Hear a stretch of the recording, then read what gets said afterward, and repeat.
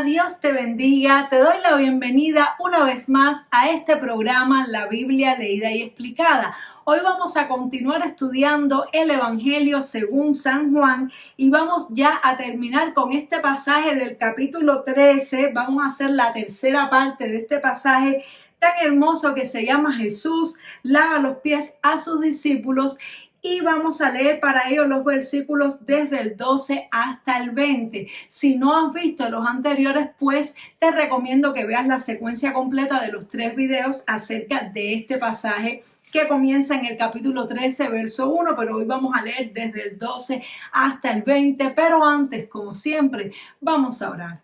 Padre, gracias te damos por un día más de vida, por una oportunidad más, Señor, que tú nos das de leer tu palabra. Te pido que me uses, Señor, que pongas palabras en mi boca, Espíritu Santo, para seguir, Señor, compartiendo tus verdades con mis hermanos y hermanas en Cristo y que a todos nos laves y nos purifiques a través de tu palabra. En el nombre poderoso de Jesús, amén y amén. Gloria a Dios. Así que vamos a leer Evangelio según San Juan, capítulo 13, verso 12. Así que, después que les hubo lavado los pies, tomó su manto, volvió a la mesa y les dijo: ¿sabéis lo que os he hecho? Vosotros me llamáis maestro y señor, y decís bien porque lo soy. Pues si yo, el Señor y el Maestro, he lavado vuestros pies, vosotros también debéis lavaros los pies los unos a los otros, porque ejemplo os he dado, para que como yo os he hecho, también vosotros hagáis. De cierto os digo, el siervo es mayor que su señor. El siervo no es mayor que su señor, ni el enviado es mayor que el que le envió. Si sabéis estas cosas, bienaventurados seréis si las hiciereis. No hablo de todos vosotros, yo sé a quienes he elegido. Mas para que se cumpla la escritura, el que come pan conmigo levantó contra mí su calcañar. Desde ahora os lo digo antes que suceda, para que cuando suceda creáis que yo soy. De cierto os digo, el que recibe al que yo enviare, me recibe a mí, y el que me recibe a mí, recibe al que me envió. Gloria a Dios. Entonces, bueno, vemos aquí que ya Jesús se estaba preparando realmente para su sufrimiento. Ya Jesús se estaba preparando para partir de este mundo y él estaba dejando las lecciones bien afirmadas en los corazones de sus discípulos. Él estaba preparando los corazones de sus discípulos. Si viste el capítulo pasado, vas a ver que también en este capítulo Jesús hizo mención de que ya él sabía que uno de ellos no estaba limpio, que uno de ellos le iba a traicionar. Y Jesús hizo una alusión a esto y ahora la volvió a hacer. Y era porque Jesús estaba preparando el corazón de ellos, porque Jesús sabía que la prueba que se iba a sobrevenir sobre ellos iba a ser una prueba muy fuerte, una prueba que les iba a hacer tambalear su fe. Y Jesús necesitaba que ellos pudieran recordar sus palabras para que después que él hubiera muerto, ellos pudieran creer en él. Ellos pudieran creer que todo se cumplió tal como él lo dijo, así que de la misma manera pudieran esperar también su resurrección.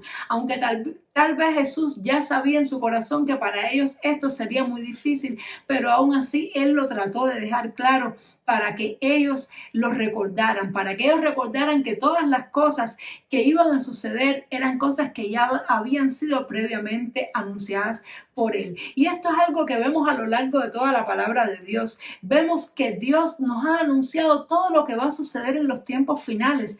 En la palabra de Dios dice que los tiempos finales van a ser tiempos difíciles, van a ser tiempos peligrosos, con muchas personas amadores de sí mismos, personas que iban a aprovecharse de la fe, que iban a hacer mercadería de nosotros, como lo vemos que está ocurriendo, donde iban a haber muchas herejías, donde iban a haber muchos falsos maestros, donde iban a haber plagas, guerras, pestes, y todo esto Dios lo permitió y lo escribió, que permitió que quedara escrito en la palabra de Dios para que precisamente a nosotros que nos ha tocado vivir estas cosas, no nos desalentemos y no nos desanimemos, sino que más que nunca creamos en nuestro Señor, porque Él ya no los había dicho.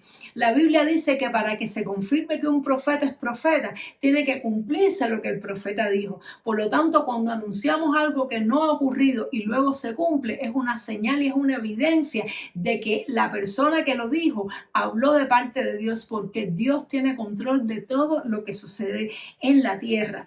Dios sabe lo que va a suceder y tiene control. Por lo tanto, si Dios permite que algo suceda así como fue, pues entonces esa persona habló de forma verdadera. Y vemos aquí algo tan tremendo que Jesús hizo. Él, antes de partir, Él quería dejarles un ejemplo a ellos. Y me llama la atención que cuando Jesús les quiso dejar un ejemplo, no les quiso dejar un ejemplo de su retórica, de lo bien que Él predicaba. Él podía haber llamado a una multitud y haber sanado a muchos enfermos y haber liberado a muchos endemoniados y decirles: miren, esto que yo hago, háganlo ustedes también. Aquí se los estoy dejando para que les sirva de ejemplo. O podía haber hecho un gran sermón y luego decirle a sus discípulos: miren, así como yo he predicado este sermón tan hermoso, ustedes deben imitarme a mí y predicar el evangelio para que les sirva de ejemplo.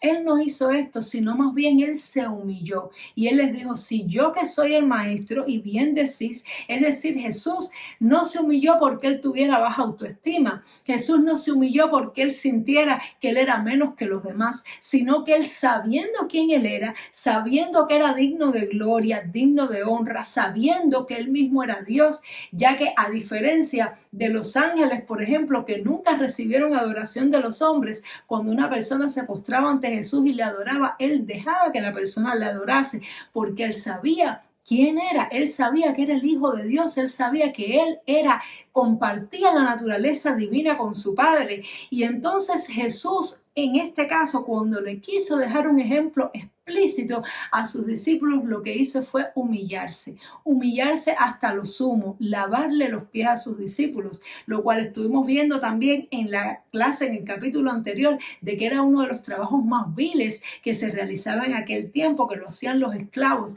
Y Jesús les dijo: ustedes vieron lo que yo hice, y enfatizó en que ellos vieran lo que Él hizo. Es algo tremendo, porque es algo que yo no he visto que Jesús en otras ocasiones haya dicho. ¿Vieron lo que hice? No recuerdo que en ningún momento que Jesús haya sanado a un enfermo haya dicho: ¿vieron lo que hice? Háganlo ustedes. Aunque sí Él dijo: mayores cosas que estas ustedes harán, pero no decía: ¿vieron lo que hice? Sin embargo, en este caso sí lo dijo. Le dijo: yo sé que soy Señor, yo sé que tengo autoridad, sin embargo, miren lo que yo estoy haciendo. Yo me estoy humillando, yo les estoy sirviendo, yo les estoy lavando los pies a ustedes, y yo quiero que ustedes hagan lo mismo que estoy haciendo yo. Esto es algo tremendo, porque hoy día muchas veces queremos ministerio y lo que tenemos detrás en el corazón es deseo de fama, deseo de vanagloria, deseo de que todos nos conozcan y sepan quiénes somos, deseo que nos digan siervo, sierva de Dios, pastor, pastora. A veces tenemos esos deseos en nuestro corazón que son deseos de la carne. Sin embargo, tenemos que humillarnos como hizo Jesús. ¿Y cómo nos podemos humillar? Sirviendo a las demás personas y sirviéndolo gratuitamente, sirviéndole de corazón. Pues si Jesús, después de haberle lavado los pies, les hubiese dicho: bueno, pues ahora me tienen que dar una ofrenda a mí por lo que yo hice, pues entonces ya se pierde la acción de Jesús. Y no es que esté mal recoger ofrendas, no es que esté mal dar ofrendas, pero las ofrendas se dan para el Señor, para el avance de la obra del Señor, no por el servicio que nosotros hacemos, no como pago del servicio que nosotros hacemos. El servicio que hacemos a los hermanos debemos hacerlo con humildad y con amor, así como lo hizo Jesús. Si Jesús, el Hijo de Dios, el Rey de Reyes y Señor de Señores, el Creador, el Rey del universo, no solamente se humilló al venir a esta tierra y vivir entre los hombres como pobre, ni siquiera vivió como rico, que ya también igual hubiera sido una humillación vivir, aunque viviera como rico, pero aún más se humilló viviendo como pobre y se humilló siendo obediente y aún más todavía se humilló lavándole los pies a sus discípulos, pues Él quiere que le imitemos. Él dice: aprended de mí que soy manso y humilde y hallaréis descanso para vuestras almas. Así que luchemos contra toda arrogancia de nuestra carne, contra toda altivez que se levanta contra el conocimiento de Dios. Todos nosotros como seres humanos tenemos cierto grado de arrogancia, cierto grado de altivez, cierto grado de deseos de fama y vanagloria, porque eso va incorporado en nuestra naturaleza pecaminosa. Pero así como Jesús se humilló, tenemos que nosotros humillar nuestro ser y rendir nuestras coronas a Jesús, sirviéndole y amándole a nuestros hermanos, aun cuando sean imperfectos, aun cuando no sean dignos, porque ¿acaso Judas Iscariote era digno de que Jesús le lavara los pies, sabiendo Jesús que le iba a entregar? Sin embargo, Jesús nos rehusó lavarle los pies. Él no dijo: yo voy a lavárselos a todos menos a Judas. Él también le lavó los pies a Judas. Entonces, cuando se trata de servir, de amar a nuestros hermanos, debemos hacerlo como si fuera para el Señor, recordando lo que el Señor hizo. Y Él dijo claramente que el siervo no es mayor que su Señor. Por lo tanto, si el Señor hizo esto, nosotros no somos mayores que nuestro Señor para nosotros estar recibiendo pleitesía y recibiendo que nos sirvan a nosotros, porque Él mismo dijo: yo no vine a este mundo para ser servido, sino para servir. Y tú y yo tenemos que entender que el verdadero llamado al servicio no es que tengamos autoridad sobre otros para que ellos nos sirvan, sino que con la autoridad que Dios nos ha dado, lo que hagamos sea servir y bendecir a las personas que Dios nos ha dado, tratarlos como si fueran niños, como el bebé que nace en la casa. El bebé que nace en una casa es el ser más indefenso, es el que menos responsabilidad tiene, es el que más grita, es el que más tal vez se equivoca. Sin embargo, todos están en función de servirle. Pues así debemos tratar a nuestros hermanos en Cristo, aún a los que son inmaduros, a los que son niños en la fe, a los que cometen errores y se caen, a los que tal vez son los que gritan y se frustran